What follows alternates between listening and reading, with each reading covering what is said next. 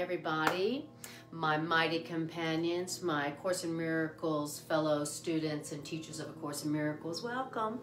Welcome back to this healing circle that we co-create whenever we together put our minds together for the purpose of hearing A Course in Miracles, hearing its ideas, and allowing ourselves to be healed by them, that we might extend our healing to the world. That is what we do when we come together to hear these ideas together. So thank you for joining. Hi, Les. And thank you for doing your part in the healing of the earth and the world and all of mankind. We are doing A Course in Miracles, as we always do on Wednesdays, but we are doing A Course in Miracles, the complete and annotated edition. And the annotated edition of A Course in Miracles is the latest edition of A Course in Miracles, and it is the most original edition in my perception. It is the unedited dictation that came through Helen Schuckman, the scribe. 45,000 words that came through Helen were left out of the first two editions. This edition puts them all back in with some fabulous notations from the Course in Miracles scholar Robert Perry. So that is what we're doing tonight. And thank you, Les, so very much. Gosh, thank you. And Maya, and hi, Greg. Drive safely. All right, so where we're at tonight. Oh, and this is, sorry, I forgot. This is not the annotated edition. I forgot. I almost thought it was Wednesday. This is Monday night. I forgot that it was Monday because normally I'm at the Rocky Mountain Miracle Center on Monday. And I'm not at the Rocky Mountain Miracle Center tonight. I am at home in my home studio because we are having a big winter storm outside with lots of snow and ice. So this is Monday night. This is Miracle Mondays, Monday Miracles. And so what I did before session was I did the random number generator after I did a prayer that Spirit would decide for us what we needed to hear, and what came through the random number generator for us, all of us, whoever was watching, is watching ever, is chapter 21, section 1. And that's in both editions. That's in the blue covered edition, the edited edition, and also the annotated edition. So it doesn't matter which edition you're in, it is chapter 21, section 1, and it's called The Forgotten Song. So isn't that funny? I had to remember this wasn't Wednesday. So I love it. Maya says, my favorite Miracle Roulette. This is Miracle Roulette. So before class, I went into meditation and prayer, and I said, Spirit, now you know what everyone who's going to be watching this or listening to this at any time, in any place, you know what they need. I do not. You know what section here would answer their call for love best. I do not. So I ask you, Spirit, to decide which section that we do today. And then I do the random number generator, and I put in all the books of the course. I did all the books of the course, so 4 books, and then it chose the text, number 1, and then we went on from there. So that is how this section was chosen. So just know that this section was chosen by Spirit for whoever is watching this, whenever they are watching it, right? And I think that means you and me. So, and you will see that how perfect it is once we begin. So again, we are chapter 21, section 1, and it is called The Forgotten Song. In the blue covered edition, it might say Reason and Perception. So all you gotta know is chapter 21, section 1. And here we go. Hi, Stephanie, and hi, Carolina. Okay. And hi, Carrie. And hi, Irene. I love seeing y'all's names and feeling your energy. It feels really, really good. Y'all have some good energy. You are giving some good energy, and I thank you, and everybody else watching thanks you. And hi, Nagyaba. Nagyaba. Good to see you, my dear. All right, here we go. So I titled this section Course in Miracles Primer. So in this section, it goes back to Course in Miracles thought system fundamentals. So this is what I called a Course in Miracles primer. So we are going back to the fundamentals of miracles, the fundamentals of that you can change your world. It's like the mechanics of miracles, and it's the fundamentals of miracles. And a miracle is something that just by you changing how you interpret it or changing how you see it, it changes, okay? If you want to know how to change your world, if you want to know how to change your life, if you want to know how to change anything that doesn't feel good to you, this is the way to do it. These are the ideas in this section that teaches you the mechanics of miracles. How to change your world, how to change your life, how to change your body, how to change anything that doesn't feel good, that doesn't bring you peace. And so it really puts all the power of creation right back, smack dab into your own consciousness, into your own mind. And it reminds you of the power of your perception, your choice about what you want to see and how you want to see it. And it reminds you of all the power that you really do have to experience the kind of world that you want to experience, and the kind of life that you want to experience, and that you are entitled to, and the universe wants to support you in having. So this section is ultimately empowering if you can get past the original insult to your ego, which tells you that what you don't like that you're seeing, guess what? That comes from an inner condition. That comes from a choice. And now that, if you can get through that initial, like where the ego's like, oh, that's offensive, that's insulting, I would never choose that. I didn't choose that. I would never do that to myself.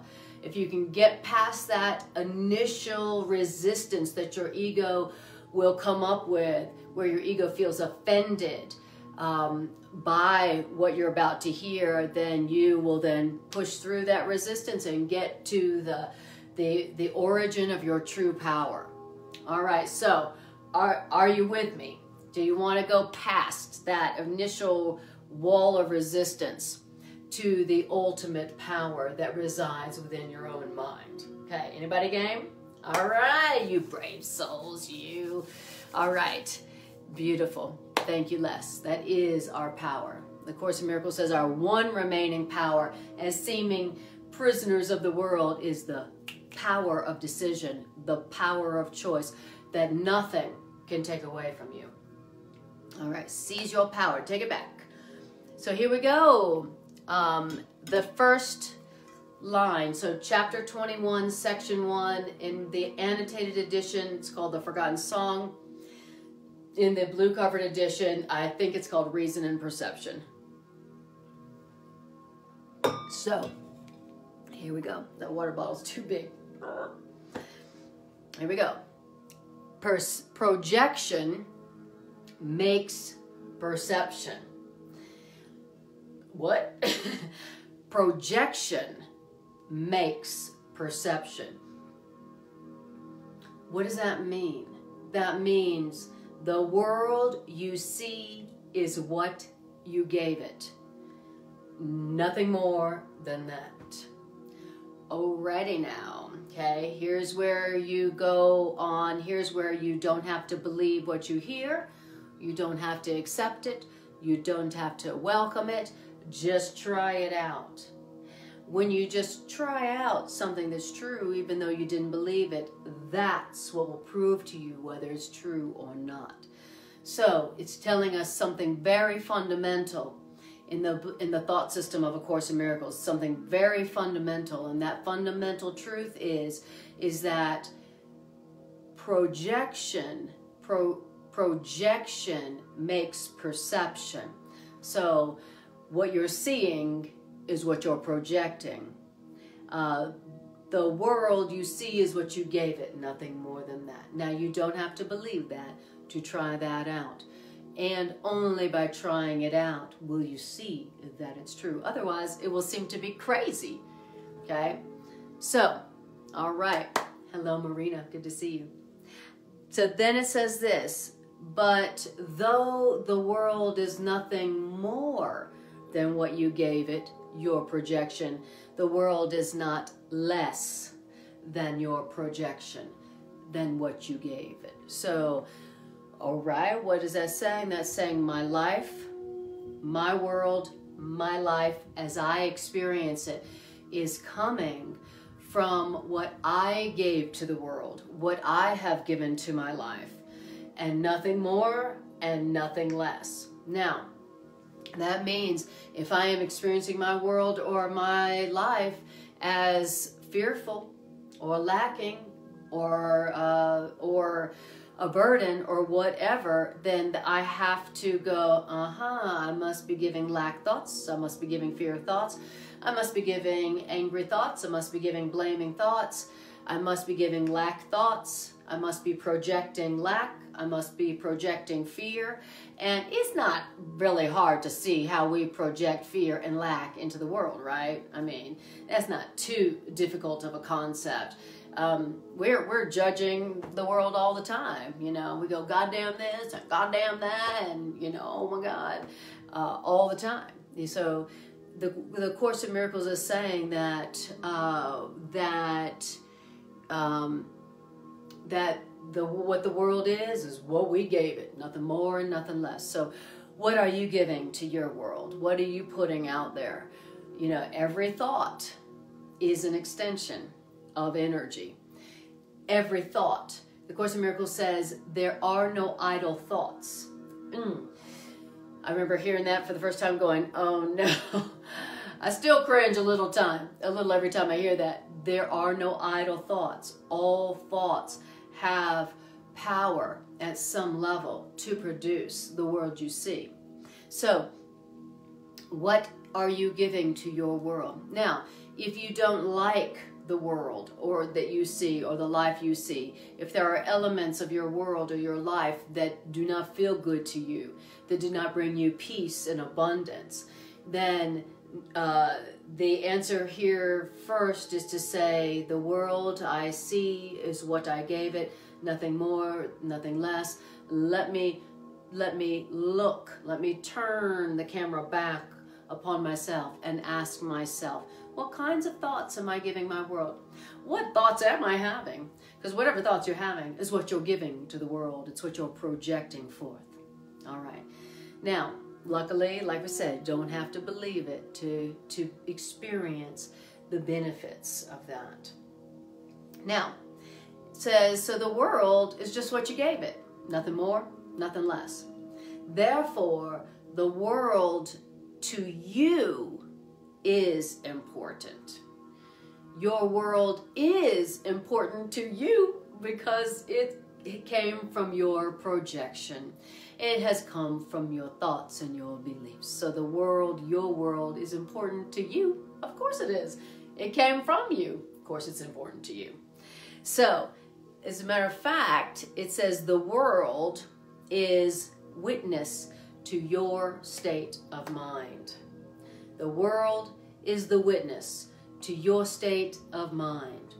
The world, your life, is an outside picture, the outside picture of an inner wish, of an inward condition. I'll say that again. The world you see, the life you see, the body you see, the relationships you see, is the outside picture of an inward condition. So that's what you're looking at when you see the outside world. You're looking at the outside picture of an inward condition. As we've heard before, as a man thinketh, so do they perceive. As you think, so do you perceive, it is saying. Therefore, stop seeking to change the world. Okay? What? Stop seeking to change the world. Stop seeking to change everything outside of you. What you should do instead is seek to change your mind about the world. So I'm going to say that again. That if the world is just an outside picture of an inward condition, then don't seek to change the world. Only seek to change your mind about the world or your life. Why? Because perception is a result. What you see in the world is a result, not a cause. And that is why order of difficulty in miracles is meaningless. Huh? Why is perception of orders of miracles? Why is perception of orders of miracles meaningless? Because if everything you see in the outside world is the result and the cause is your perception, then you know you can change your perception. You know you can change your mind. And if everything outside of you is a result of what you're thinking, and you know you can change your mind, well then obviously, then anything outside of you can be changed by your mind. And no exceptions. No like, well, some things you can change in the world by changing your mind, but some things you can't. Of Course in Miracles, there's no order of difficulty in miracles. None. Because all that is in the outside world is coming from an inward choice, an inward mental condition, which you can change. We know we can change our mind. We do it all day long. And if a miracle is the changing of the world by the changing of our minds, and we know we can change our minds, then there is no order of difficulty in miracles.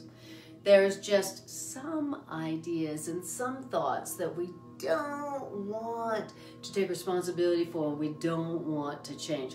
That's why it seems like some miracles are harder or bigger than other miracles. Why? Because some beliefs we want to protect. We don't want to change them. We don't want to look at them. Some things we don't want to look at. Some thoughts. That's the only reason why it seems like some miracles are more difficult than others. All right. So, how we doing out there?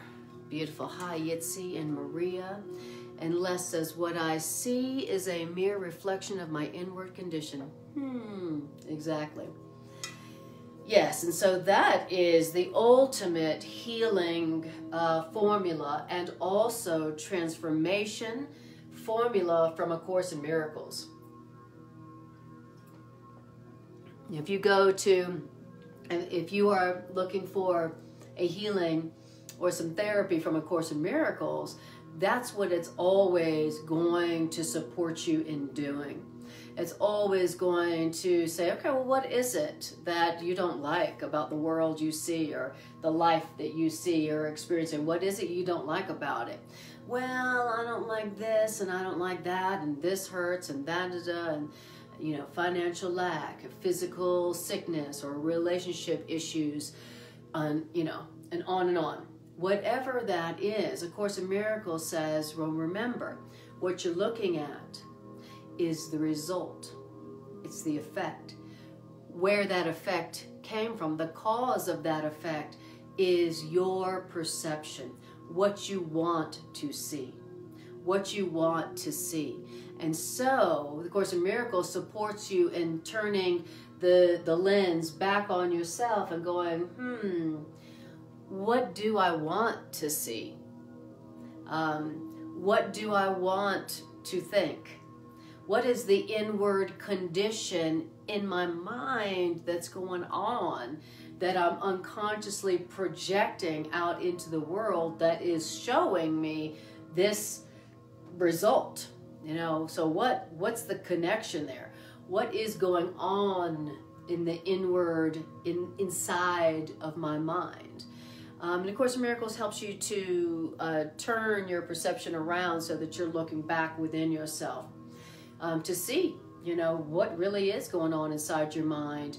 Now, once you really do see what's going on inside your mind, you will see the connection. You will see that the world is but a mirror. And the Course in Miracles is teaching us how to see the world like a mirror. The world is a mirror. The world is a mirror. Everything you see with these eyes and hear with these ears and touch with these hands is a mirror of what? An inward condition. An inward condition. And so this is how we change our lives and change our world, which is called a miracle. That's how we do it. And nothing could be easier. Nothing could be easier. Okay. The only problem with such a easy process for transforming your world, the only problem with it, even though it's the most easy and the most transformative, is that we don't want to take that much responsibility. We really still secretly for Course in Miracles students, secretly want to be the victim of the world we see. No. Greg said, not me.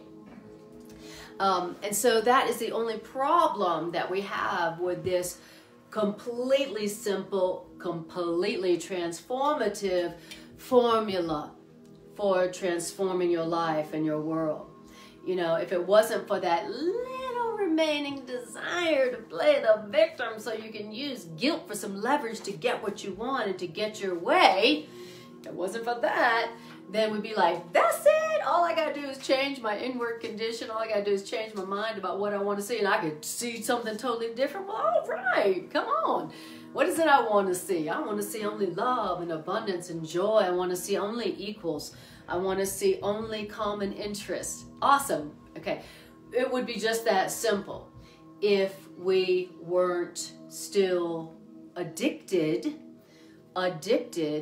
to guilt, to playing the victim, and utilizing that guilt that we project into the world for leverage. Yikes. Sorry to be like outing the ego like that, but We need to go to Guilt Anonymous. yes, exactly. Yes, this is Guilt Addicts Anonymous. We also called the world.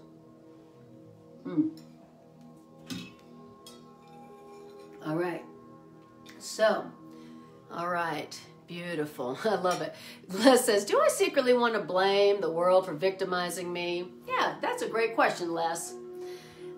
Beautiful. And Irene says, only problem is we secretly want to be a victim of the world we see. Yeah. Why? Because we still believe that that guilt and projection, we still believe that attack and guilt gives us more than love. We still believe that our real power, excuse me. Oh, come on in, little doggy. Yes, little doggy can't be by herself. She's so lonely. All right, so beautiful. And Kwana says, hola. Hola to you too, my dear. Okay. And Irene says, addicted to guilt, playing the victim. Yes. All right. So now we heard why everything we just talked about, that the world you see is the picture of an inward condition. And it says everything looked upon with vision is healed and holy. All right. Now, did it say everything, or did it say most things? Or did it say things only on Tuesday, or things only on Monday? It said everything looked at with vision, which means everything looked upon correctly. Everything looked upon with vision is healed. And then it says healed means holy. Isn't that great? What does holy mean? I'm so holy. Holy means healed. Holy means whole. Anything that when you see yourself as whole, meaning complete, meaning lacking nothing, then you're going to experience your true holiness. Holiness means wholeness. Okay? Now, it says everything looked upon correctly is healed. Now, what does it mean to say that? What does it mean when you look on something correctly? Just what it said. When you look on something and you go, what? Look at that. Look what the mirror of the world is showing me today.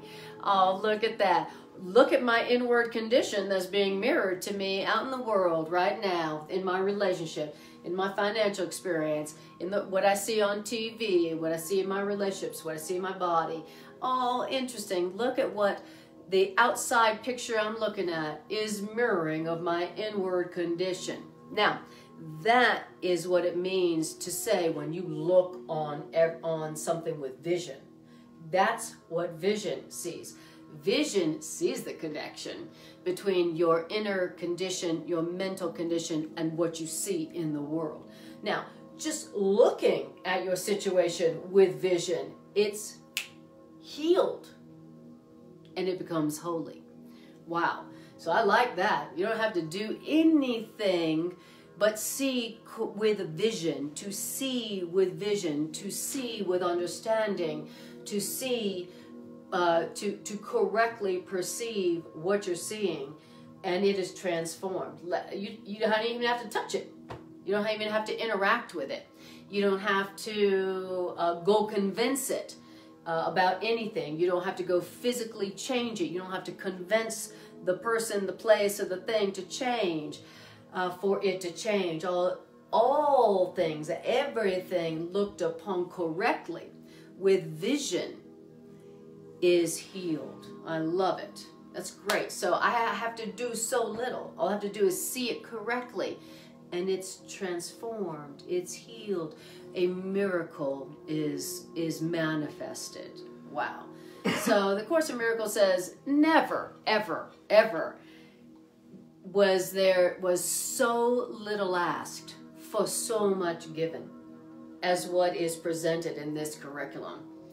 For everything, for a healed world, for a transformed world where the miraculous is as natural and right as breathing, for all of that, all one has to do is say, I am responsible. What I am seeing is a projection of my own thoughts. Never was so much given for so little asked. Wow, that's one of the many reasons I love this curriculum. It has the most minimal investment and the greatest return of any deal you will ever make. All right, so beautiful. I love it. Les says, healing comes through our eyes. Wow, interesting way to think of perception, indeed. So it says, everything looked upon with correct perception, which is vision, is healed, which means holy. That means that nothing perceived without vision means anything. So if you are not looking with correct perception, with correct interpretation, on the world you're seeing as a mirror of an inward condition, then whatever you're seeing doesn't mean anything. Right, of course, if you're not seeing correctly, of course, you're not seeing, it doesn't mean anything if you're not seeing it as it is. And so, where there is no meaning, there's chaos. It's a very interesting statement about what chaos is, okay? Got any chaos going on in your life? Got any chaos going on in your world? Well, pretty much this is so far, chaos central. I don't know if you've noticed.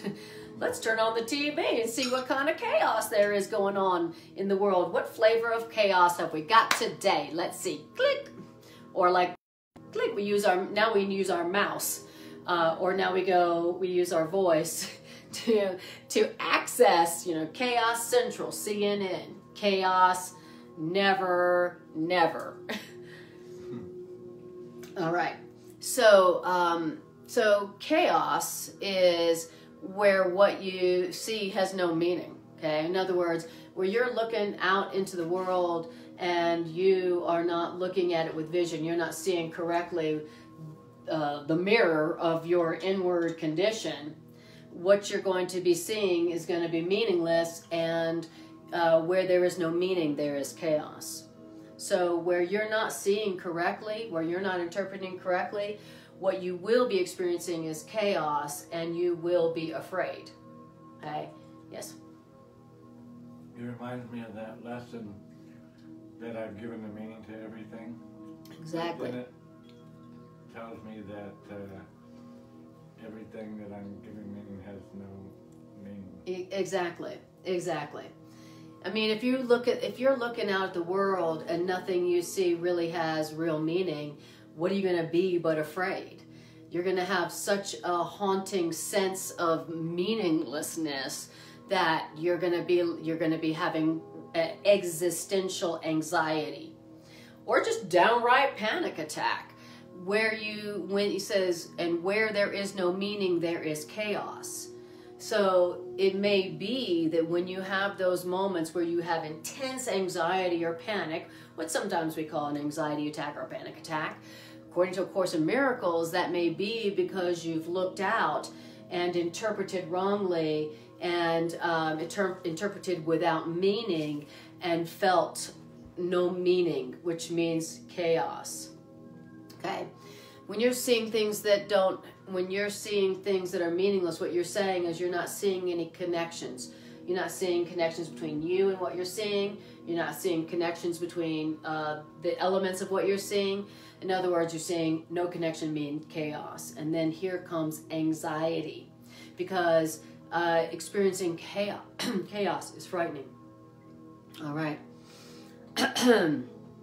So, how are we doing out there? Hello, Carol and Bridget. Bridget says, I have experienced chaos since last Friday. LOL. Yes, indeed.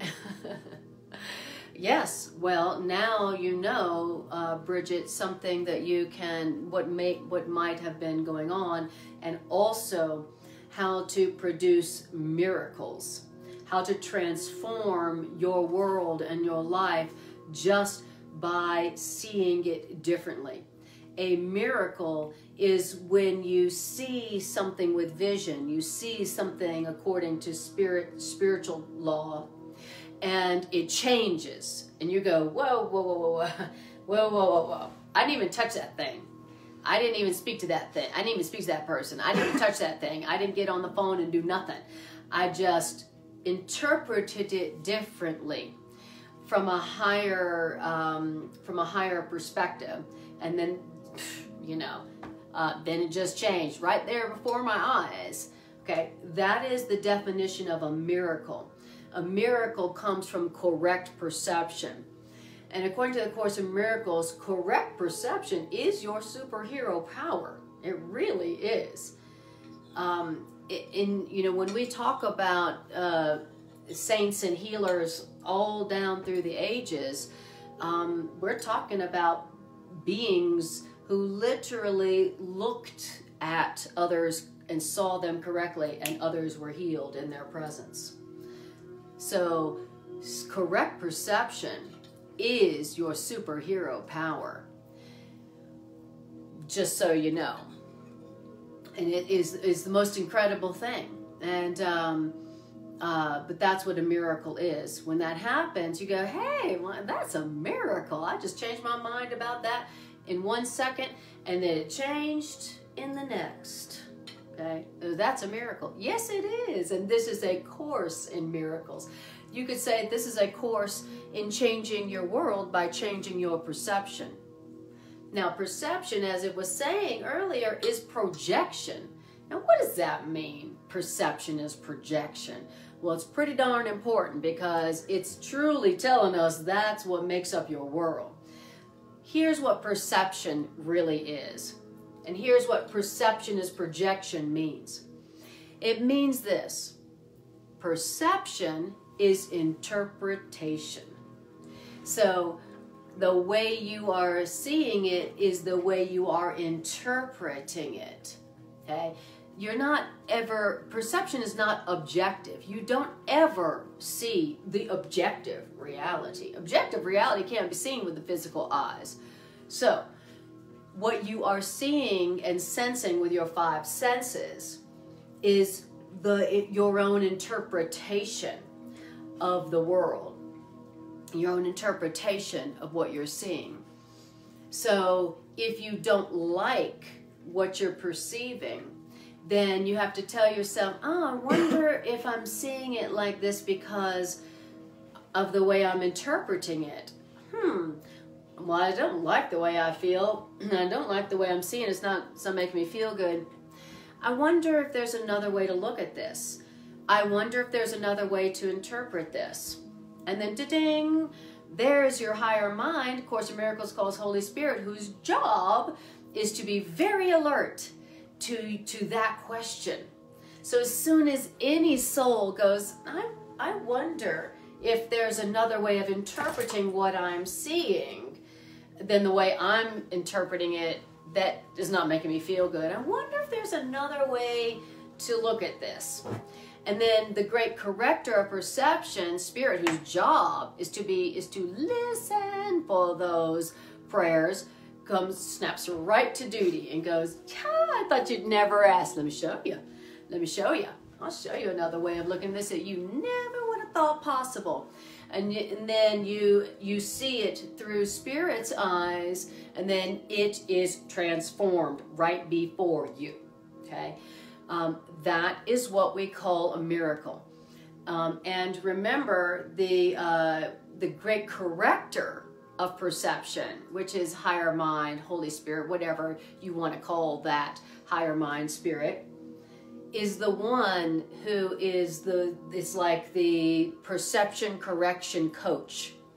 So that's a miracle. We go, I wonder if the way that I'm seeing this is the only way to look at this. Is this the only way to see it, or there might be another way of looking at it? I mean, the way I see it doesn't feel really good. I feel sick to my stomach, and I feel angry, and I feel hurt. I feel heartbroken. And then you ask, is there another way of looking at this, higher mind? And then that prayer never goes unanswered, ever, ever, ever, ever, ever, because higher mind, Holy Spirit, was created as the correction perception coach. And it is Johnny on the spot, because that's what it was created to do. So you can't ever pray that prayer and not get answered. Now, you may not accept that answer at that moment, but that prayer can never go unanswered. So that's the formula for miracles right there.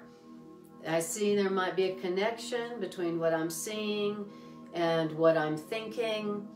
I can't really exactly see that connection, really, because I'm not sure I want that, but I really don't like the way I feel.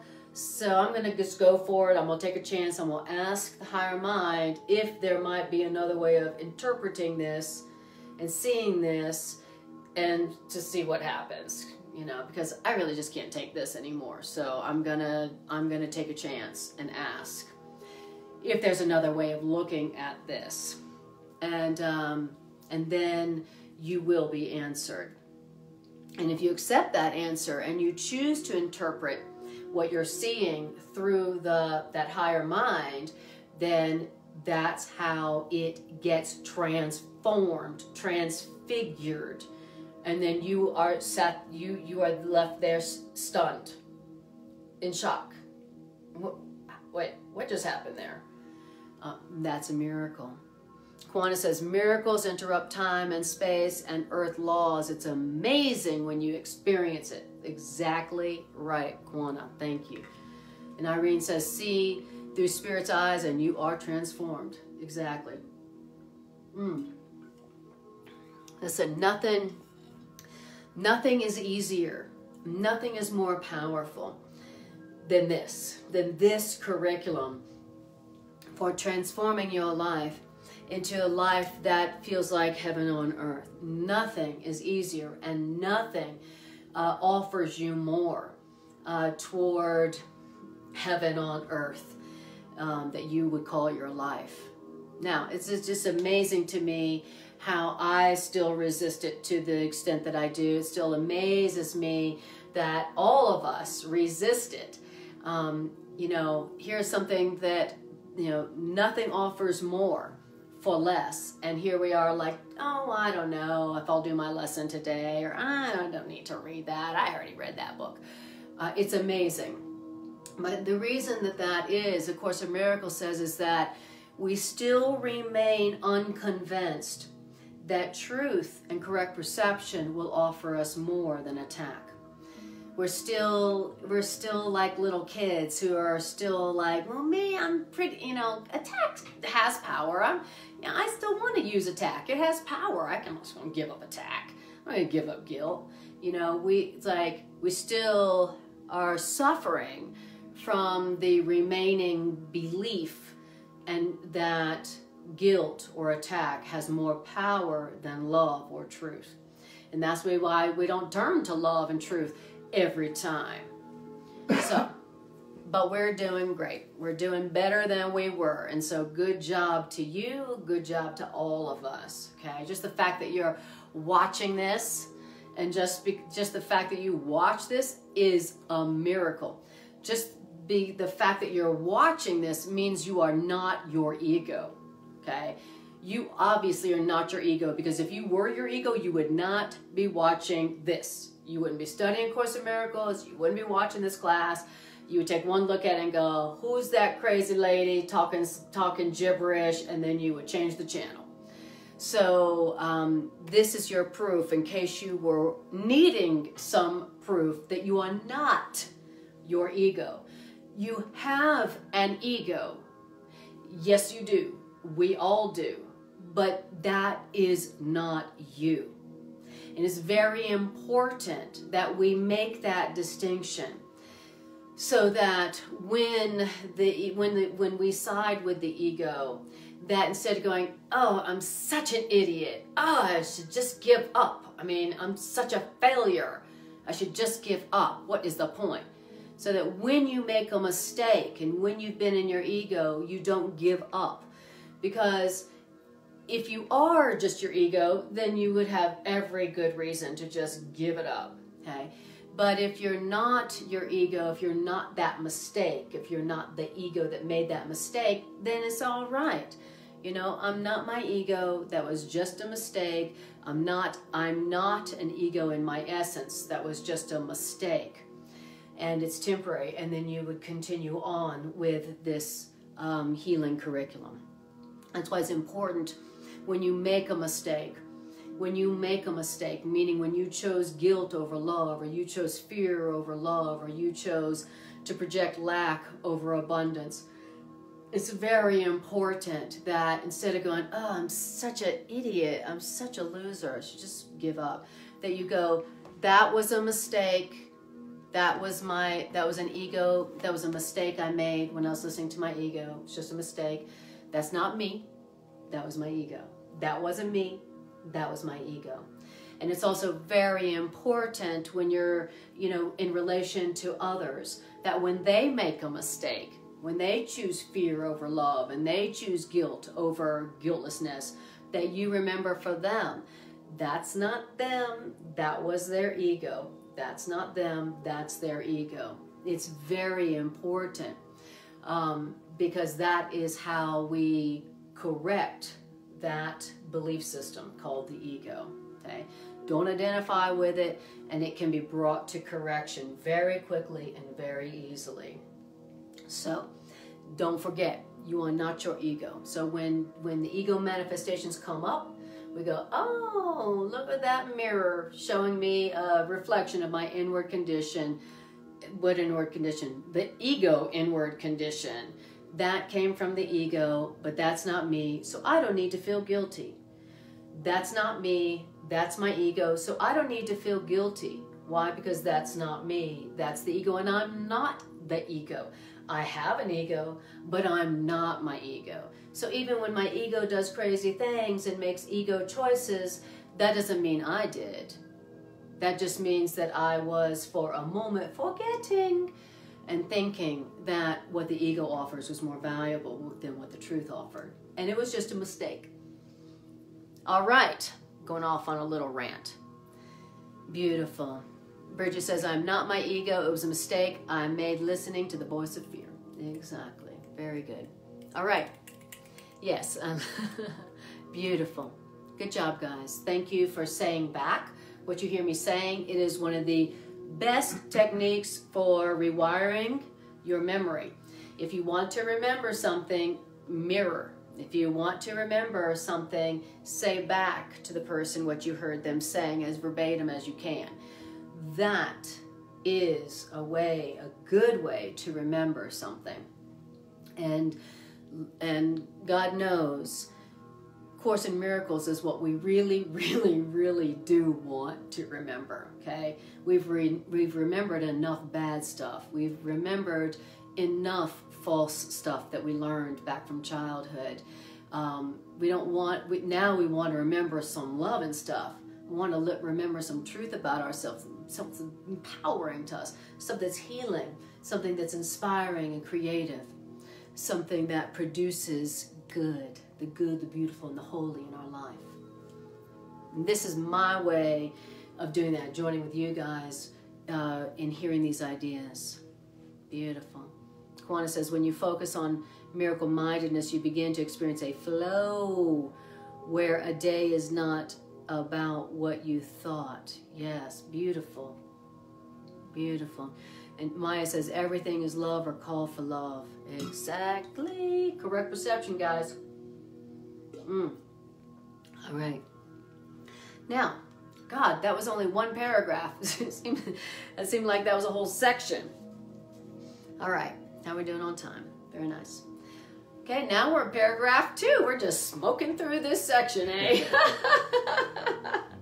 All right. But this is, like I said, this is one of the seminal sections of A Course in Miracles. It really is. And it's like A Course in Miracles primer. You know, it's like the whole curriculum in one section. And the section ends with such a cinematic burst of beauty and vision that your human brain can't almost grasp what it's talking about.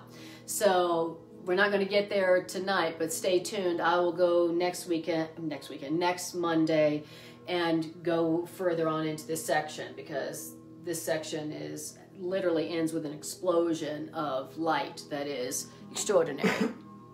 All right, so let me plug this in. Sorry for such a close-up, guys. Serious question. Uh-oh, you have a serious question. Okay, from a guy who's smiling.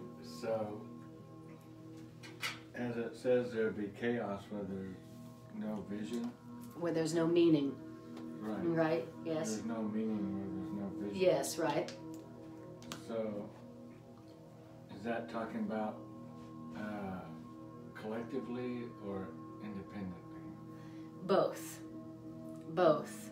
So in your life where you're not correctly perceiving things and what you're seeing is meaningless, then you're going to be experiencing that area of your life as chaotic. And also the same would have to be true collectively. You know, so whatever area of life we collectively are not looking at correctly, like let's say resources or connection or war or whatever, we're going to be seeing a meaningless world. Like it says in that workbook lesson, I am seeing a meaningless world. What's the workbook lesson? Something about a meaningless world produces fear or something like that. So yeah, so if you're experiencing chaos or something fearful, it's just because you're not seeing it correctly, which means you're not seeing the true meaning in it. And if you're not experiencing the true meaning in something, it's going to be fearful for you, okay? And that's why I was saying that anything and everything looked upon with vision heals, meaning produces joy, produces wholeness. And so that's what we want to do in any area of our life that when we're experiencing chaos or fear in, we want to ask for another way of looking at it. And we want to ask that from our higher minds, which A Course in Miracles calls the Holy Spirit. And the Holy Spirit, according to A Course in Miracles, is the voice for God that God placed within us when we ran away from home millions of years ago, or whenever that was. Whenever it was that we tried to separate ourselves from our source, our Creator in its love made sure that we would always have its voice within us, guiding us back home to heaven, to the real world. All right, and a meaningless world engenders fear. Okay, so did that answer your question? Anything else you want to say about that? Yeah, I think what you're saying is we can experience non-chaos, I guess independently, but collectively we have to all get on the same page. Yeah. To experience a non-chaotic world, I guess. Yes. And then Greg is saying that to experience a lack of chaos collectively, that we all have to get on the same page to be seeing with meaning, seeing correctly, for there to be a reduction of chaos in the world. Is that what you're saying? I don't know. Okay, you're asking. Okay. I'm assuming. Yeah. And so that's what we, all we can do, our part is to see the world with meaning. And that is what produces a miracle where other people also go, hey, I'd like another way of looking at the world so that I can see meaning in the world. All we can do is take responsibility for our own perception. Right. Yeah. Awesome. Makes sense. And would you be willing to check to see if this cord right here is plugged in? Yeah. All right. Beautiful. Okay. So, thank you, Kwana, for that. Beautiful. I appreciate you, Kwana. You've helped me a lot too in being a miracle worker. All right. So now we're going to paragraph 2. Are you ready for paragraph 2? Awesome. It says, damnation, that's your judgment on yourself, okay? And this judgment on yourself, so the only thing judging you is you, okay? Your source, your creator, nobody, nothing else is judging you but you. You only experience the damnation from your own judgment on yourself, okay? It's not your God, it's not your source, it's not your creator. And the damnation, the judgment that you have done on yourself, you're going to project upon the world, okay? So it didn't say maybe you will. So whatever way you are damning yourself, whatever way you are still judging yourself. So how are you? Well, you'll know when you're judging yourself because you don't feel good. So it's pretty simple. You'll feel not peace and not joy. That's when you're judging yourself. You're damning yourself. You're like, God damn it, why did I do that again? Damn, judge. He says, damnation is your judgment on yourself. And whenever and however you are judging yourself, damning yourself, you will, not maybe, you will project that upon the world. There is no I attack me, but I don't attack anybody else. There ain't nothing, there's nothing like that. That does not happen. Whatever you do to yourself, you will project onto the world. That's the law of perception. Okay? So that whole well, I only attack myself, but I don't attack other people. I only give guilt to myself, but I don't give guilt to other people. It doesn't work like that. Okay, so note to self, however you judge yourself, that's the way you're going to judge the whole world. Wow, good to know. And then it says this, and if you see the world as damned, then all you're really seeing is what you did to hurt yourself. Wow. Okay? So if I look out of the world and I see something that makes me want to go, God damn it, oh damn it, blah, blah, blah, blah, blah. Or if I'm seeing something that gives rise to judgment from me, the truth is that I'm looking at how I've judged myself, which is the same as saying the way I've hurt myself. What I'm looking at is what I did to hurt myself. What I'm seeing is the judgment I made on myself, projected out. It just looks like it's them doing some crazy stuff that's worthy of judgment. But it's really me looking at what I did to hurt or to judge myself. Now that is the radical responsibility for perception that A Course in Miracles offers us, that is 100% transformative, transfiguring. Once you are willing and able to get through the initial resistance that your ego pulls up for that, against that, which goes, and I'm seeing that like it is, okay? Your ego immediately comes up with resistance because it does not want you to see the connection between what you're seeing and how you're seeing and what you're doing to yourself, how you see yourself. But once you are willing to make that connection and shift your interpretation, your perception on faith, doing it even though you don't believe it, then you will experience the power of correct perception. You will experience the power of vision. And all it takes is one time to go, whoa, okay, I don't know how that happened, but I'm going to try that again. Okay. So, I says, if you see the world as damned, then all you're seeing is what you did to hurt yourself. Which means, if you behold disaster and catastrophe in your world, what it means is that you have tried to crucify the children of God, including yourself, starting with yourself. Wow.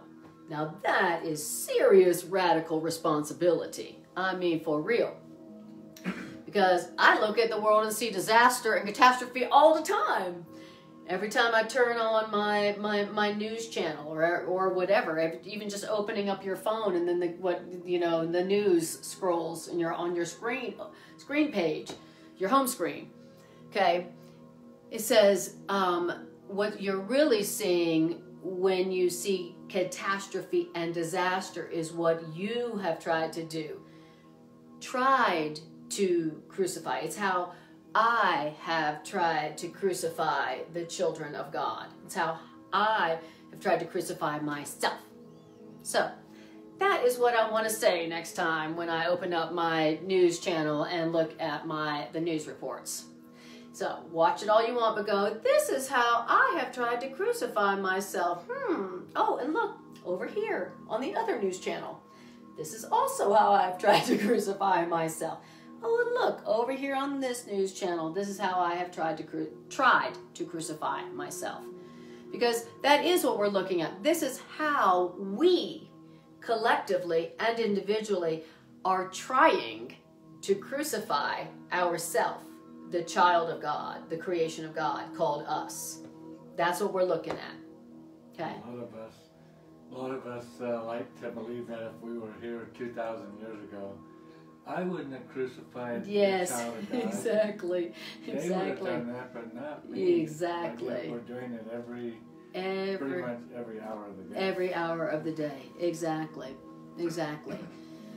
Yes. And so remember, even though you may not believe this or accept this level of radical responsibility, that's okay. Just try it. Use it.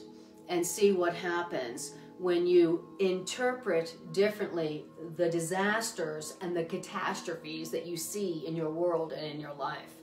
Just try it and you will see.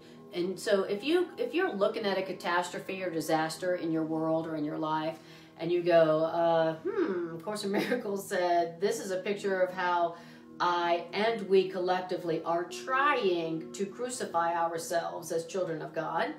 How interesting. And then you watch it transform and transfigure immediately, you'll see that there's some kind of connection here between what? Between your perception and the world as you see it. Right. Yeah, the Course in Miracles does say that a lot about the world. It says that the world as you see it is the picture of the crucifixion or the attempt to crucify the creation of God. Okay? Just like the crucifixion story that we heard 2,000 years ago, and all the other crucifixion stories that we've heard about people who were teachers of God, who were speaking only about love. That's all the story, our collective story of us as the creation of God, trying to kill ourselves, trying to crucify ourselves and each other. Now, that can't really happen. A creation of God can't be crucified. I mean, you can do all the wars you want, you can do all the cancer you want, you can do all the murder you want, you can do all the, all the ugly, dark, attempts to, we have an infinite variety of crucifixion modalities on earth. I don't know if you've noticed. I could not sit here and name them all. But it doesn't matter how many you come up with. It doesn't matter how many we collectively come up with as attempts to kill, to crucify a creation of God. It still is only an attempt. And that is what our teachers have been trying to teach us over time immemorial. That you can't kill a creation of God. Now you can try. And you can try and try and try and try for centuries and eons. You can try and try and try, but it will never work. A creation of God is immortal and eternal, as is its source, creator, God. Now, but the picture of the world that we see is the picture of us trying to crucify ourselves and others, trying to crucify the creation of God. Okay. So that's what you're looking at. And now, how much happier would we be if we looked at the world like that? Okay. Sometimes, most of the times, when I'm looking at the world, it's quite depressing. It's very depressing, actually. And sometimes I feel feelings of helplessness and hopelessness, because when you look at the condition of the world, it's just like, well, we're screwed, and that's about it. And but have a nice day. So this is giving us a way of looking at the world. Remember, it says everything looked upon with vision. That even means the whole wide world, where death seems to be everywhere. It seems like we are it seems like we're going to be successful at crucifying ourselves when you look at the world. So it's saying that everything looked at vision. So if I look at even the whole wide world with vision, meaning correct perception, then guess what happens to the whole wide world? Okay, and wouldn't you say that was a miracle? So that's what we're being asked to do. We're being asked to look at not only our personal lives, looking at the disaster, the catastrophe in our own personal lives differently. We're also being asked to look at the catastrophe and the disasters of the big whole wide world differently. We're being asked to look upon it with vision. So I join you guys in looking at our world with vision, so that we can transform our whole wide world and our own personal lives. All right, so I love it. Greg says, let's remove the crown of thorns on our own head by removing it from others. Amen. Beautiful. And Greg also says, let's free the children of God, the children of love. Yes. And then Renu says, please, Anna, I don't want anyone to be crucified, including me. I join you in that, Renu. And so I join you in looking at the world in a new way. And when you look now at the suffering in the world, whether it's a catastrophe or disaster in your own life or anywhere in the world, I join you, Renu, and everyone in looking at it and going, this is what I have tried to do to hurt myself. This is what we have tried to do to hurt ourselves. This is what we're trying to do to hurt. Oh, look at what we're trying to do to hurt ourselves today. Oh, look at what we're trying to do to hurt ourselves over there in Africa. Oh, and look what we're trying to do to hurt ourselves over there in Saudi Arabia. Oh, and look what we're trying to do to hurt ourselves over here. Interesting. So I join you in looking at the world in that way. All right. Now, it says, if you see holiness, which means wholeness, then what you did was you joined the will of God, the will of love, to set everyone free. Okay, so you're saying there's another way. So instead of seeing what we've done to crucify ourselves and others, what we could do is look at the world and see wholeness. Okay. Now, what is wholeness? When wholeness is when you look at the world and you see connection, connection, connection. They are part of me. I am part of them. We are connected. We are one. We are one. We are the one child of the one loving creator, spirit, parent. That's what it means to see wholeness. So I can either look at I can either look at disaster and catastrophe, or I can look and see wholeness, connection, oneness. They're a part of me, I'm a part of them. And if we look like that, if we are looking for connection, oneness, connection, then what we will see, what we will experience is that we have joined love's will to set the world and the children of God free. Beautiful. Beautiful. So, okay, so we got two options of how to look on the world. And one way of looking at the world promotes this perception of catastrophe and disaster and hopelessness and helplessness. And another way of looking at the world actually sets the world free. It sets people free, including yourself. One way of looking on the world imprisons you and everyone in the world, and another way of looking at the world sets everyone in the world free, including yourself. Wonderful. And then it says there is no choice that lies in between these two choices. These are your two choices. These two ways of looking at the world, that's your two choices, one or the other. And you will see the witness to the choice you made. Okay, it'll be real obvious which choice you made. It'll be real obvious. Say that. It gives you the evidence of, yes, of where you're lined up. If you see wholeness and hope, yes, you've joined the will of God, the will of God to set them free. If you're not seeing that, then you haven't. Yes, exactly. And then you haven't seen. And remember what happens when what you see is meaningless, you're going to experience chaos and the anxiety that comes with that.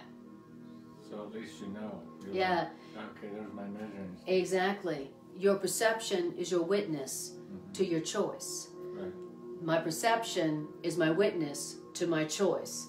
And if I don't like my perception because I don't like the way I feel, then I am always free to choose another choice.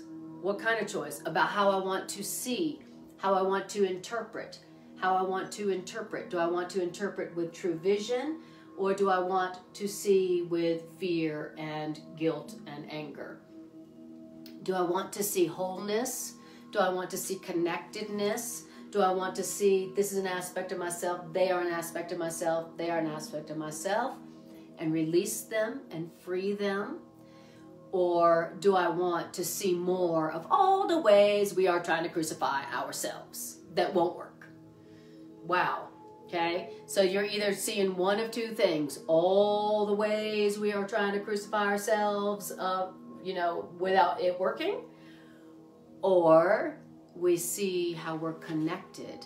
And when you see how we're all connected and how we're all part of each other, we're all connected as one glorious, beautiful, loving whole. Notice it said, you will have hope. You will experience hopefulness. Hopefulness, that's a perception that's lit with joy. So, okay, question. So Kwana says, I see many unhealed healers on YouTube. Yeah, like right here. And who I can see mean well, but are clearly very fear-based in their perceptions. What's that last line of hers? In their teachings. In their teachings. What do you think about this? What do I think about that? Okay. Thank you, Kwana. That's a great question. There are the Course in Miracles basically says that we're all unhealed healers. Okay, so this says there are very, very, very, very few teachers and healers here who don't still have an ego. Very, very, very rare. He says those are people who they're like the special teachers of the teachers of the teachers, and they're very rare who come here only for the purpose of being a teacher. Everybody else is an unhealed healer, which means they have to teach because they're unhealed. That is the way that they heal. So we are all unhealed healers. I mean, some people haven't even chosen to be healers, and so they're just unhealed. They're not unhealed healers. We've decided to be part of the solution, and so we are healers, but we are also unhealed, which means our perception is not corrected fully.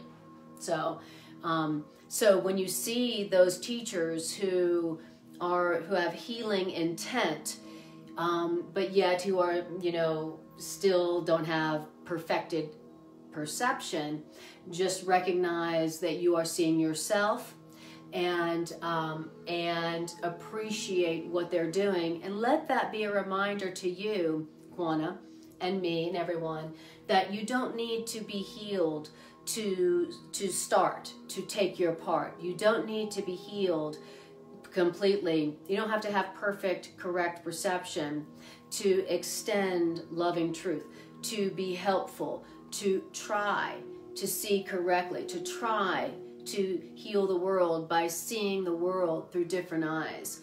Okay, that's what healers are doing. They're just like, okay, I gotta extend some truth if I want to let myself be healed by truth. So here I go, and so just remember that we're all like that, and also, Kwana, that's your reminder that you don't need to wait until your perception is corrected to do your healing part in the world. Okay?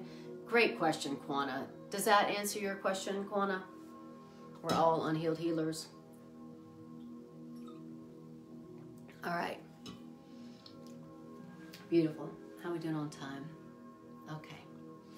All right. So I think I'll just finish this paragraph, and then we'll stop here for today. And then I think next Monday I'll keep going because this section is so powerful. It says,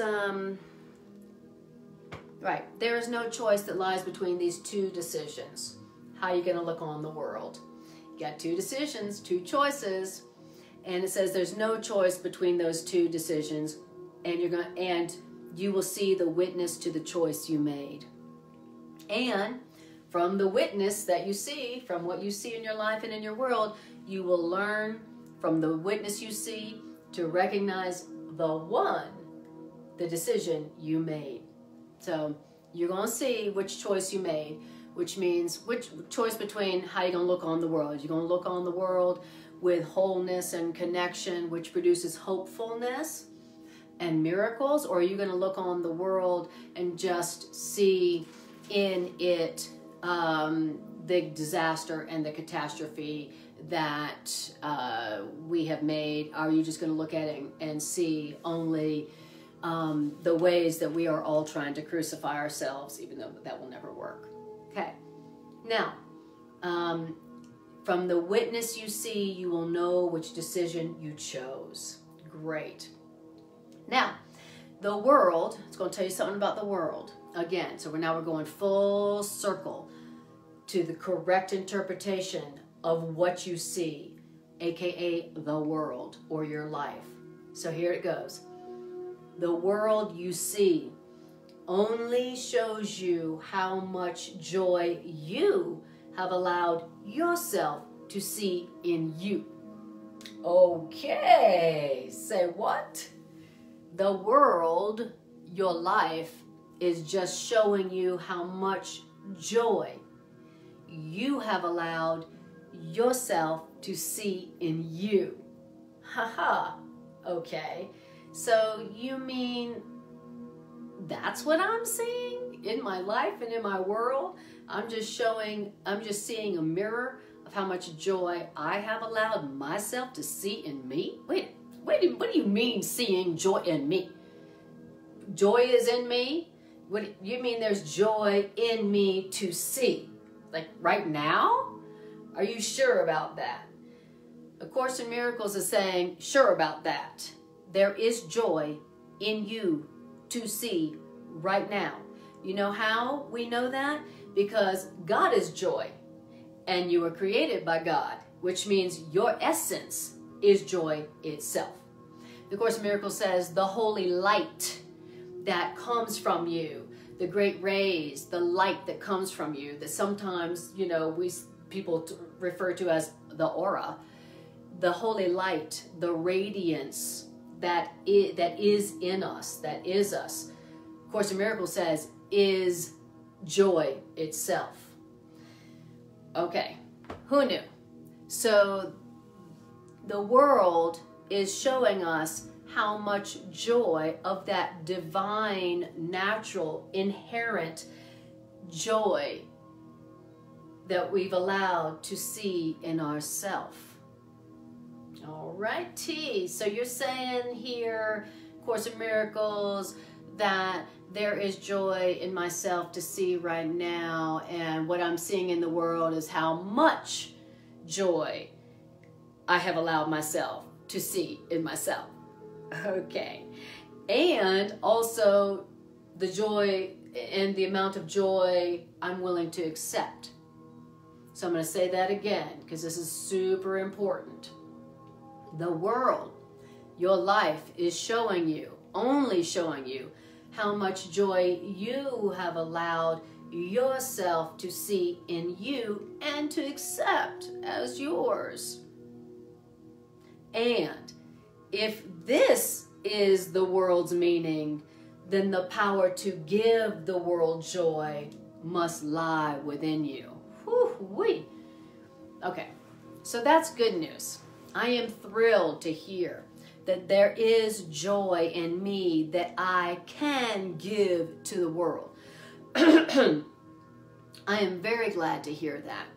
Because if there really is that kind of joy that's in me that I could give to the world instead of what I've been given to the world, which was a lot of projection and blame, then I would feel pretty good about myself. I would be feeling pretty good about myself if every day I was giving joy to the world.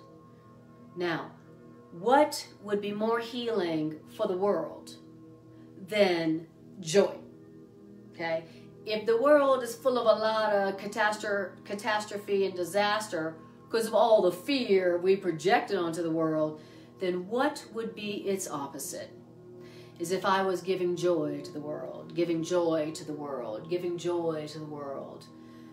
Now that is the way to heal the world. That is the way to save the earth and to heal the earth and all the inhabitants of earth, according to A Course in Miracles, is to give joy to the world. And how do you give joy to the world? It's not by giving a lot of presents and a lot of stuff. According to this, the way to give joy to the world is to what? Is to allow yourself to see in the joy in yourself and to accept that joy as yours. Okay?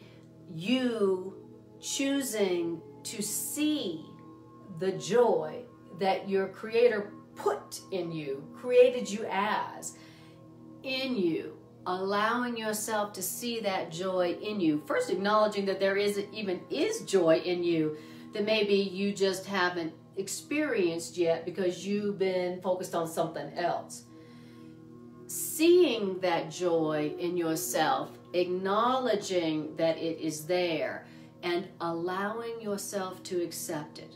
There is joy in me because my Creator is joy. So joy is in me. Joy is an inherent part of me.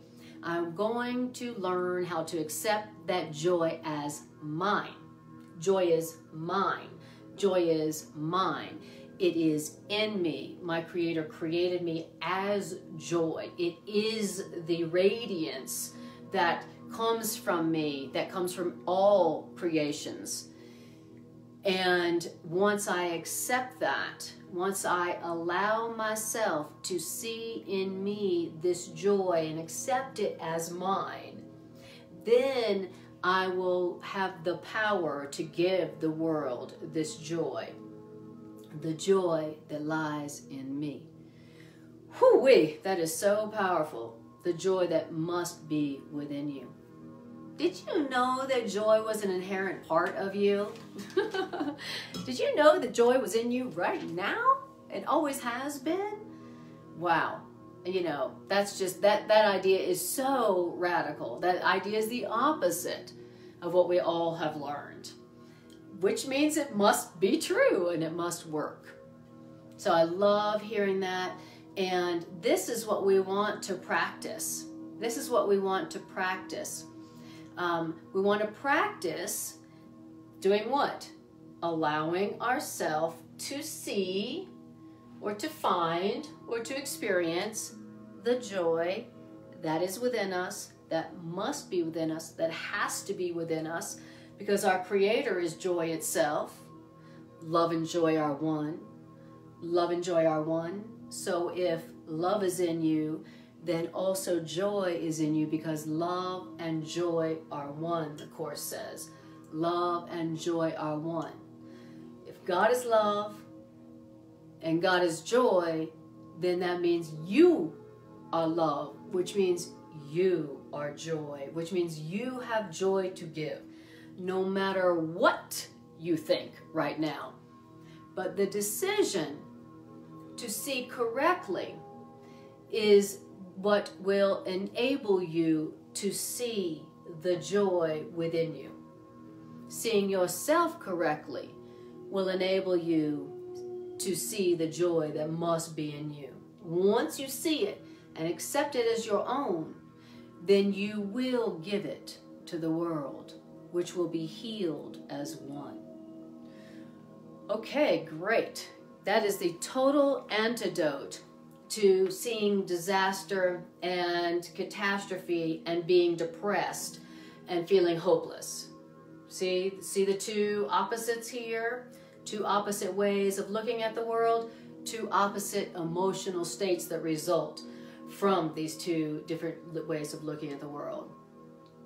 I, for one, am very happy to remember myself that there is another way of looking at the world, which means there's another way of experiencing the world. There's another way to be in the world in such a way that where you experience joy and hope instead of depression and despair and hopelessness and helplessness and anger and fear. I So needed to hear that today. Beautiful. And Kwana says, I have to compose a song about that. Please do, Kwana. And Irene says, love and joy are one.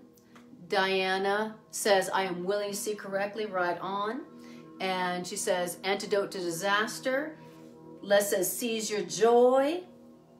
And Diana says, there is another way, joy.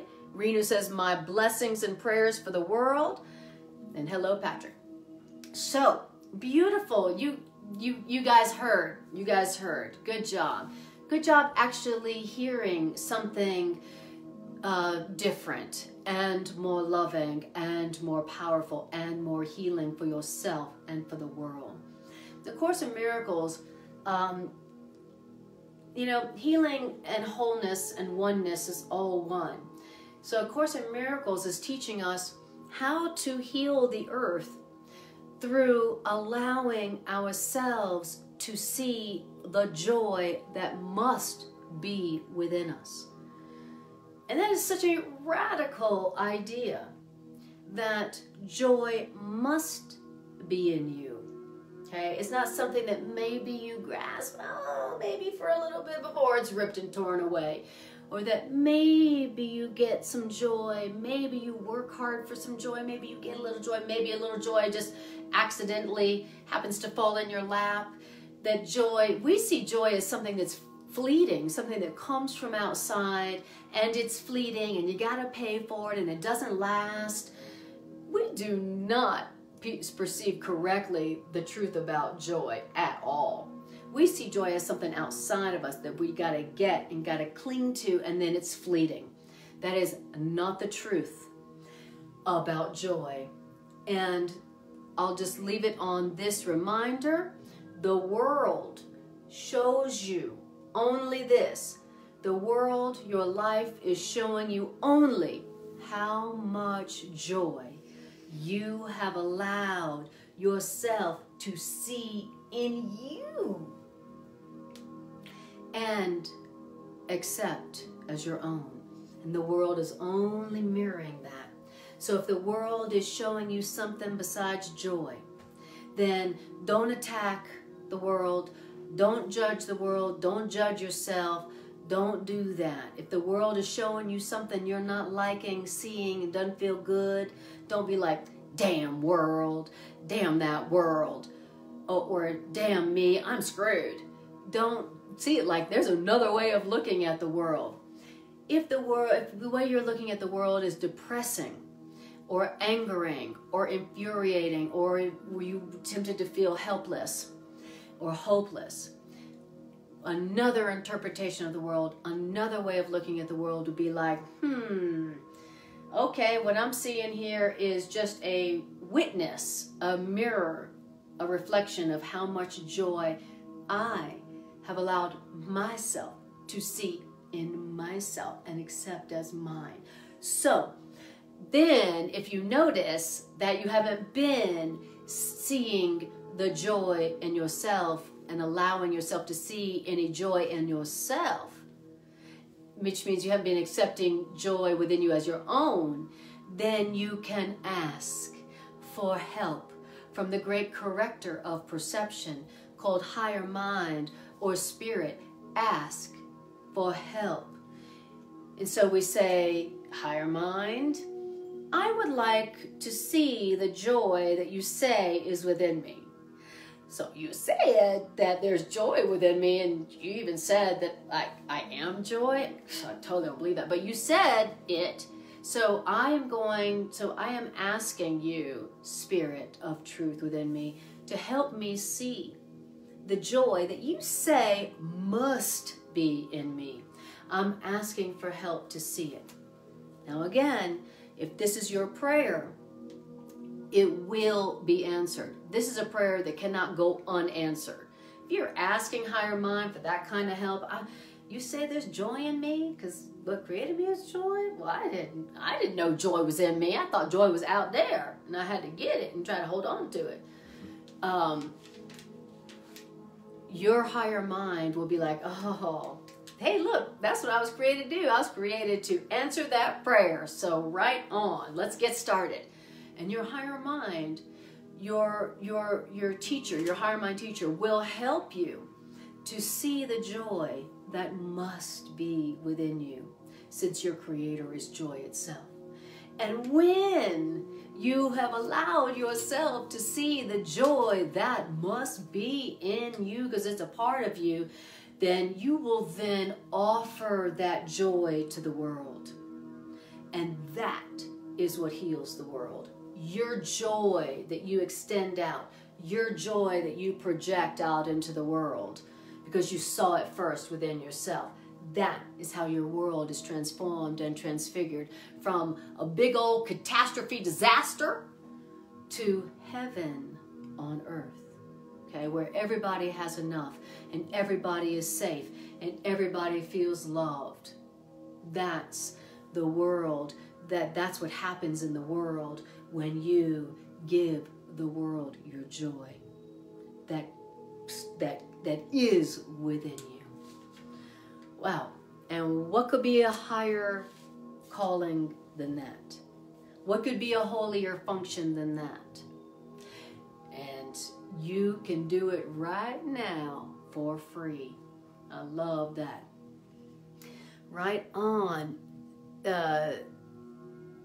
Diane says, higher mind, please reveal. Yes. And Irene says, geez, I gotta ask for help, higher mind. I'd like to see the joy that must be in me. This is my prayer. Beautiful, Irene. Way to pray. Kwana, thank you, God, for creating me as joy. Please show me higher mind. Way to pray, Kwana. Renu, I am a joyful child of joyous creator and offer joy to the world as heaven on earth. Right on, Renu. And Irene says, and let me offer this joy unto the world. I am as a healer. You guys, right on. Way to pray. Way to practice these ideas. Way to extend, to accept the joy that is within you as your own, and way to offer your joy to the world. Good job. That's how we heal the world. Healers of the world unite. Beautiful. Okay, I am going to now do announcements, and then we're going to do like a 2 to 5 minute integration meditation. So, oops, let me get my chapstick. Announcements are this.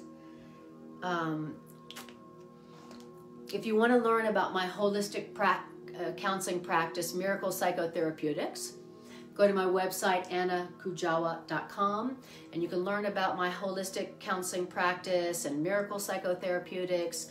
And if you are a Course in Miracles student and who could really use some psychotherapeutic support through what you're going through, but you would like it from a Course in Miracles perspective, plus someone who's been a psychotherapist for a long time, then contact me. Find my phone on my website, find my phone number and text me there. And then we can set up a one-on-one Miracle Psychotherapeutic session. We can do it in person if you're in the Denver area, or we can do it Skype or phone, or I'm working on my telepathy. I haven't found a way to charge for that yet, but so that's the way to schedule it. But I'm working on it. And thank you for reminding us, Les, that there is a financial alternative where you set up a recurring love offering direct to my bank account. Thank you so much, Les, for that reminder about that. What a gift, and I so appreciate that so much. And then Renu says, yeah, having all powers from God, including joy. Yes, that, remember, we heard about our superhero powers today in this section. Also, you can now find all of my classes easily on my YouTube channel. I've been in the process of moving them all over from Facebook to YouTube, and my purpose is to get just to do only live streaming on YouTube, because not everybody does Facebook. So help me out. Go to my YouTube channel and subscribe. And that way soon we can just do all YouTube, which is so much more accessible. And so go check that out. I have years of Course in Miracles classes and Course in Miracles readings and Course in Miracles meditations. It's just a cornucopia of Course in Miracles through me, with my intense passion for A Course in Miracles. Beautiful. Now, awesome. And then if you are a Course in Miracles student, and you have a history or an interest with the Bible, then check out Greg's class, Facebook live stream on Tuesdays, 7 to 8:30 p.m. He does an amazing job of doing this incredible synthesis of the Bible and A Course in Miracles that is very inspiring. He's also very powerful, a teacher of God. Whoops. And so that's Tuesdays, Facebook, 7 to 8:30 p.m. Check him out. He's awesome. All right, so then, I'll just take this off. All right, so now we are going to do the integration meditation, where we take the ideas and we just use them to some nice music with some creative visualization and some meditation. So what I want you to do is I want you to close your eyes and take a breath.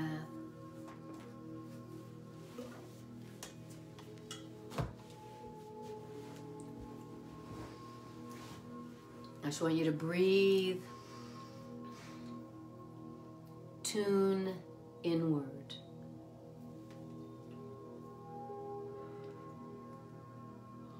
Tune your awareness inward.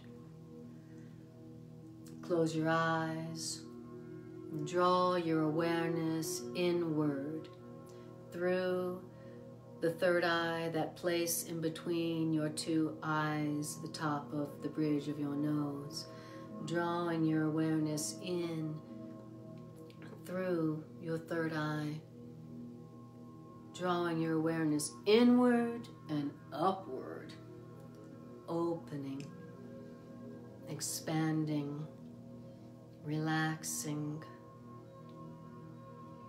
just sensing your inner space.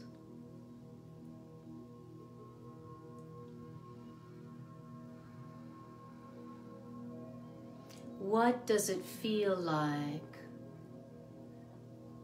on the inside?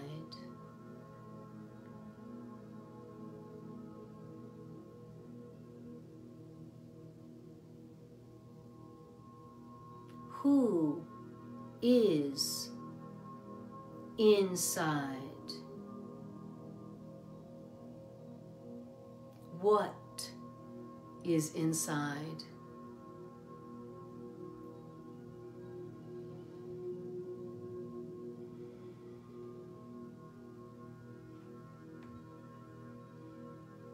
Who and what are you on the inside?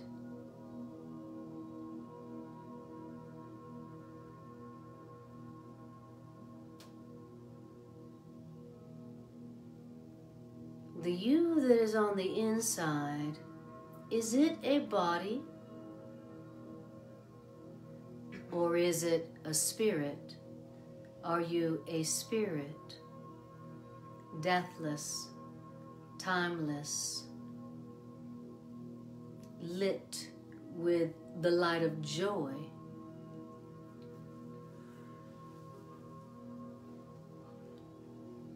The radiance that comes off of all of us, the radiance that comes from every living thing, if you could see it, whether or not you see it, is joy. Your light, your life, your energy is joy. You are the energy of joy itself. Your source is joy. You are joy. And joy and love are one.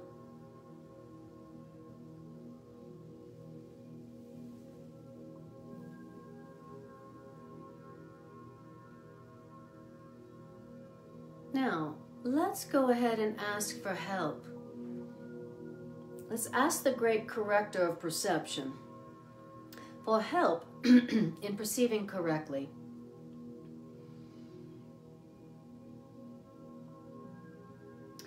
Great corrector of perception, I would like to perceive the joy that I have learned must be within me.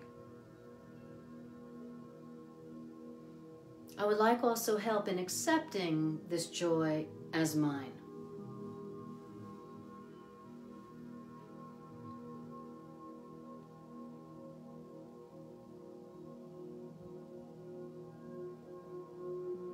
Higher mind, teach me to see the truth about myself.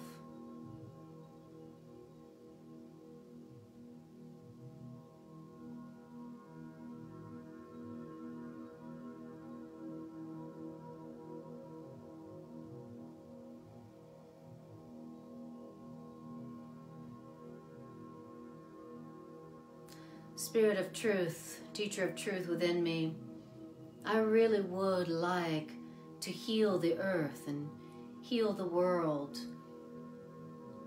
with joy. So I'm going to need some help to experience the joy that must be within me, that I have been in denial about for a long time, as evidenced by what my world and life is showing me.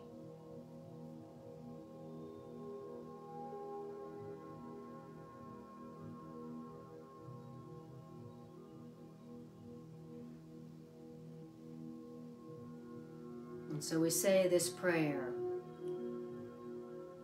The radiance of joy must be within me.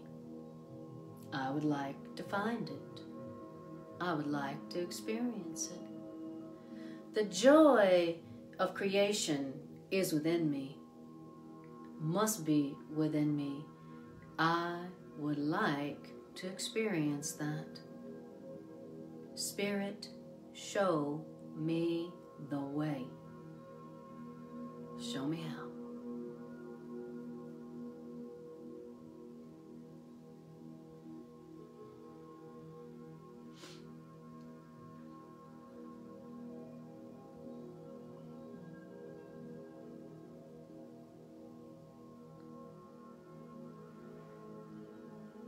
Beautiful. Now, I want you to bring to your awareness a situation or a relationship in your life where there ain't joy. You're not experiencing joy. What you're seeing is catastrophe or disaster. Now, I want you to see this situation or relationship in your mind's eye. And now we're going to see it with vision. We're going to practice seeing a catastrophe, what you think is a catastrophe or disaster, with vision. It did say that everything seen with vision becomes beautiful, healed, and whole. Great. Do you have that scene of disaster or catastrophe in your mind's eye? Whether it's your personal life or out in the world? Beautiful. Now, let us say upon this and about this situation or relationship or event, let us say, this is an outward picture of my inward condition. This scene or relationship is showing me how much joy I have allowed myself to see in myself and accept as mine. This scene of disaster and catastrophe that I am looking at is a projection. My perception of this is a projection. What am I projecting?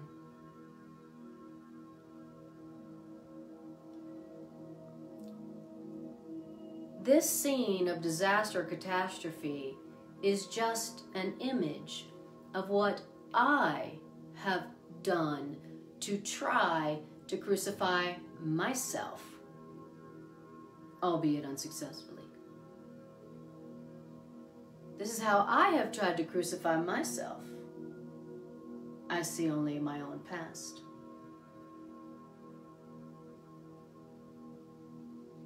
And I would like another way of seeing this. I ask for another interpretation of this. Great corrector of perception, what is another way of looking at this? What is another way of looking at this that I can see with joy and offer joy to this catastrophe or disaster, thus transforming it into a miracle of hopefulness and joy? This is the healer's prayer. This is the world healer's prayer. This is the life healer's prayer. This is the one-on-one healer's prayer.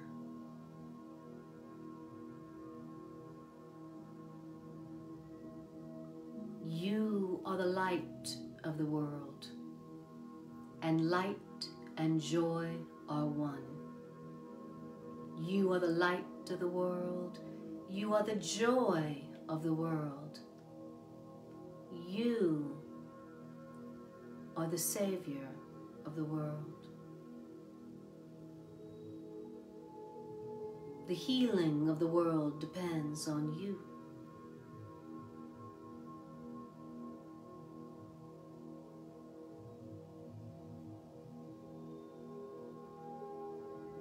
And now, how does that situation of catastrophe or disaster look now?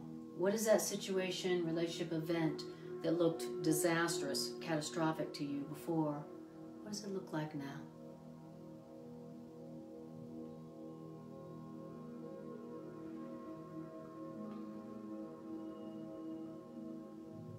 And breathe.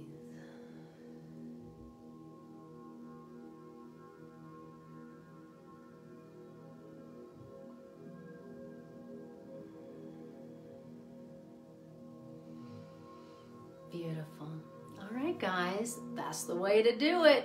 That's the way the healer of the world does it. And you are doing it, and you are doing it great. You guys are doing, you are fulfilling your function. And on behalf of the world that needs your joy, I thank you on their behalf. And I also thank you on my behalf. Because you are helping me to allow myself to see the joy that must be in me. And that's what I most need. So thank you for your helpfulness. And I appreciate your helpfulness. You guys are amazing miracle workers. You guys are incredible. I really appreciate all y'all's feedback. I love y'all's mirroring, your feedback, your humor, your questions. I love it. You have really added a lot of energy to this healing circle that then goes out to the world to bring it joy. I appreciate you so much, more than I can say, and I will see you next time I see ya.